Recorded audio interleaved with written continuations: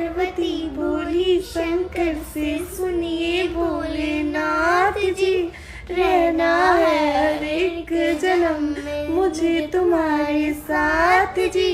वचन दीजिए ना छोड़ेंगे कभी हमारा साथ जी।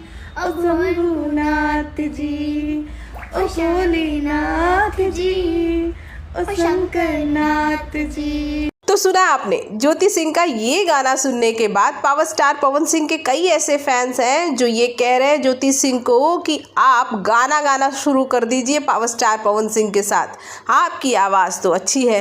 तो कुछ ये कह रहे हैं कि भोजपुरी में भी कई बेहुदा सिंगर पड़े हुए हैं, उनसे तो अच्छी आवाज़ आपकी है। तो कुछ ये भी कह रहे हैं कि ऑटो ट्यून लगाकर आप अक्षरा से अच्छा गा सकती हैं। ऐसे इन सभी को रिप्लाई तो ज्योति सिंह ने नहीं किया, लेकिन ज्योति सिंह ने जब से ये वीडियो डाला है अपने इंस्टा पे, तब से उन्हें भर भर के लाइक्स आ रहे हैं और कमेंट आ रहे हैं। और ज़्यादातर लोग यही कह रहे हैं कि क्यों नहीं भैया के साथ आप एक गाना ज़रूर गाएं। इस पर आपकी क्या प्रतिक्रिया है, कमेंट बॉक्स में कमेंट करके ज़रूर बताएं।